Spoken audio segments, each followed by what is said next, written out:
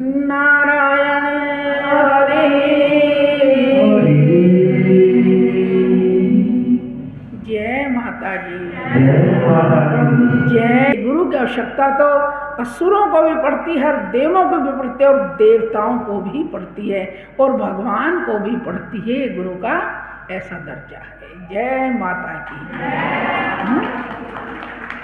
तो देखिए, राम जी ने गुरु नहीं बनाए, कृष्ण जी ने गुरु नहीं बनाए, किसने नहीं बनाए?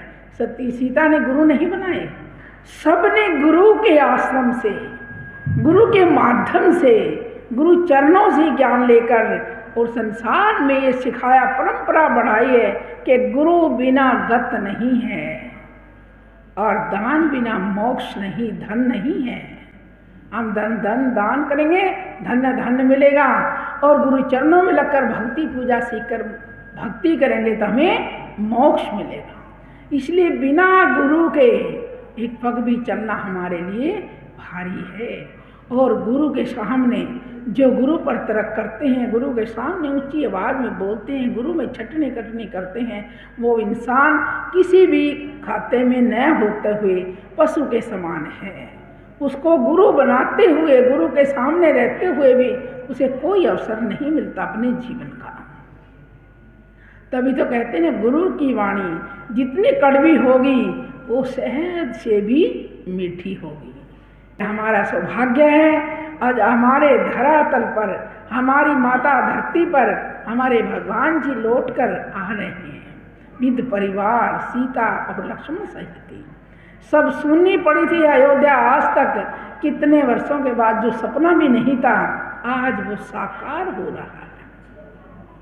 देखिए, कहते हैं ना, तो देखिए रावण कितना विद्वान था ना, इतना विद्वान आज तक ना पहले हुआ और ना होगा। और राम उसी की नगरी में गए, उसी के साथ युद्ध हो रहा है। जब मेघनाथ मारा गया और तब क्या कहा, रावण की आंखें एकदम खुली। क्यों खुली? छोटा सा बताएंगे इसमें। तो सलोचना जाकर कहने लगी, हे पितामह, जो कुछ हो गया, अब तो मुझे अपने पति का सब चाहिए ताकि मैं सती हो जाऊं। कहने लगा, मैं नहीं जाऊंगा। क्यों नहीं जाओगे आप जाकर ले आओ। तो उसका मंत्री क्या कहता है कि महाराज, आप इतने ज्ञानी होकर, महाचक्रवर्ती राजा होकर, और आप अपनी पुत्र वधू को कह रहे आप जाकर उस दंगल में जाओ जहाँ पर इतना मार काट छिड़ रही है, और अपने पति का सब लेने जाएगी? कि हाँ जाएगी। क्यों? देखिए रावण का विश्वास। रावण ने कहा कि नारी का अपमान मैंने किया है। केवल राम ने नहीं, वो राम है, वो मर्यादाओं पर बंधे हुए हैं। ये जाएंगी तो उनका इतना ही सत्कार आदर करेंगे और इनके पति का सब इनको लौटाएंगे। उनकी छत्र छाया में, उनके चरणों में कोई भी जाता है वो उसको सब एक दृष्टि से देखते हैं, अपनी छत्र छाया का सहारा सबको देते हैं, उसको शरणागत बना के रखते हैं, किसी का अपमान नहीं करते। मंत्री हाँप गया, कहने लगे, महाराज साहब क्या कह रहे हो? कि हाँ, आज मुझे पता चला। देखिए, जब अपने सीने में चोट लगती है ना तो दर्द का पता चलता है प्रेमी भगत जनों। जब दूसरे के लगते कह दे कोई बात नहीं, दवा कर दे, पट्टी लगा दे, कोई बात नहीं है, हो जाएगा ठीक, ऐसा होता है ना सब जगह। और जब अपनी हाय हाय निकलती है मुख से, सब कुछ भूल जाता है आदमी, तब उसको सब कुछ याद आती है। सलोचना वहाँ जाती है पति का सब लेने के लिए, और भगवान ने बड़े आदर भाव से, सत्कार से उठाकर उसका शीश उनके झोली में डाला और कहा, हम अपने हाथों से तुम्हें सती पद देंगे। और उधर से हनुमान रावण जी क्या कह रहे हैं मंत्री को कि मंत्री तुम्हें पता नहीं है क्या, मेघनाथ मारा गया, कुंभकर्ण मारे गए, सब मारे गए, बचा कौन? एक भविष्य, क्योंकि उसने अच्छे कर्म किए थे, दुष्कर्म नहीं किए। और उन्होंने सब नगरी को त्याग दिया, भाई को त्याग दिया, राज्य को त्याग दिया, लेकिन भगवान को नहीं त्यागा। जय माता की। उन्होंने प्रभु को नहीं त्यागा, उन्होंने मार खाई, ठोकरें खाई, सब ने हमने यहाँ से उनको निकासित कर दिया, त्याग दिया, लेकिन उन्हें अपने प्रभु को नहीं त्यागा। और उनकी हिम्मत देखिए, प्रेम देखिए, और ऐसे युद्ध के समय में वो जाकर भगवान के शरणागत हो गए। क्यों? भगवान ने उन्हें अपने हृदय से लगाया और लंका का राज विभीषण को दिया। क्यों दिया? उनके अंदर सच थी। और रावण ने जब ये कहा कि अब सब मारे गए हैं, अब मेरी बारी है। एक मंत्री बहुत ज्ञानी था, कहने लगा महाराज आप ये क्या कह रहे, क्या कहने लगे? आज श्री राम सीता का नाम लेने लगे। कहा मैं सीता को नहीं उठाकर लाता तो इस लंका की मुक्ति कौन करता? और देखिए रावण छोटा नहीं था, कितना बड़ा ज्ञानी, योद्धा, ध्यानी, सब गुण थे उसके अंदर, जिनके मारने के लिए भगवान विष्णु जी ने अवतार लेना पड़ा और माता सीता ने जन्म जन्मों तक कलंकित होना पड़ा जब उसको मारा गया। वैसे नहीं, एक ऐसा प्राहत दिया उसको जिससे उसकी मृत्यु हो जाए, लेकिन भगवान भी डरते थे। जीव रावण तब ये कहने लगा कि वे श्री राम हैं, सीता को मैंने चुराया है, उन्होंने नहीं।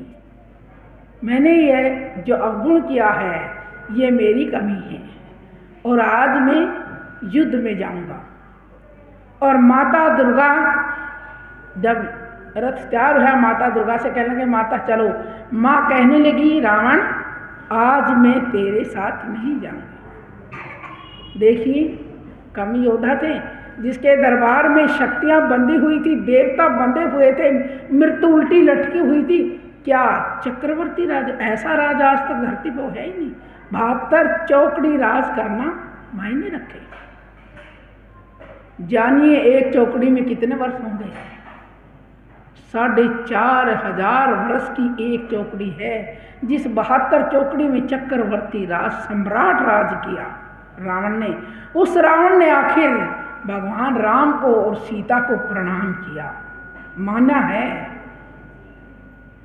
तो आज वही राम और सीता हमारे भारतवर्ष में फिर जंगलों की बाट काट करके जंगलों में घूमते रहे। आज वो 14 वर्ष का वनवास काट करके फिर हमारे अपने घर में वापस लौट रहे हैं। कितनी बड़ी खुशी की बात है,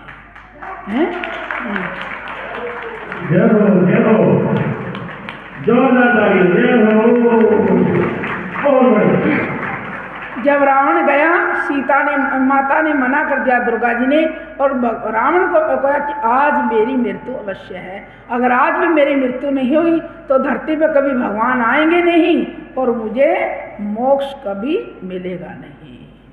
हमारी बेटियाँ क्या कहती हैं, अरे घर घर में रावण हो गए। अरे मैं कहती हूँ बेटा एक रावण मुझे भी दे दो ना, कोई तुम्हारे पास घर घर में रावण, एक रावण हमें दे दोगे तो क्या कमी पड़ जाएगी? कोई होया है रावण जैसा आज तक? पहले हुआ ना, अब तक हुआ, आगे होने की भी कोई संभावना नहीं। उसके अवगुण को नहीं देखो, वो अवगुण नहीं था, वो जानता था, वो गुणी था। नहीं अगर माता को चुराता तो लंका की मुक्ति असंभव हो गई थी। मरने के बाद राम ने चरणों में खड़ा होकर चरण लिए और कुछ ज्ञान की बातें पूछी। हे ब्रह्म देवता, आप जैसा दानी, देव, ज्ञानी होना मुश्किल आगे नहीं होगा। कोई ना कोई ऐसी बात हमें बताइए जिससे हमारा ये कलंक उतर जाए। रावण ने कहा यज्ञ करो, ब्रह्म हत्या का यज्ञ करो और ब्रह्म हत्या का दोष तारो, नहीं तो तुम अपने शक्तिहीन हो जाओगे, जा ही नहीं पाओगे अपने विष्णु लोक में। देखे मरते हुए भी रावण ने ज्ञान दिया किसको? राम को। युद्ध है, दुश्मनाई है, और तब भी वार्तालाप चल रहे हैं। तो जब रावण को मोक्ष मिल गया, राम लक्ष्मण ने सब प्रजा ने बहुत बड़ा यज्ञ रचा ब्रह्म हत्या के छटवाने के लिए, क्योंकि ब्राह्मण थे, ब्रह्म का रूप था। और ज्ञानी विद्वान भी थे। भगवान को भी पता था कि बहुत बुरा कर्म कर रहा हूँ मैं, दोष है, मुझे दोष लगेगा, लेकिन मजबूरी थी। तो देखिए कैसा मेल खाया राम रावण का। राम पधारे रावण को मोक्ष देने के लिए। जय माता।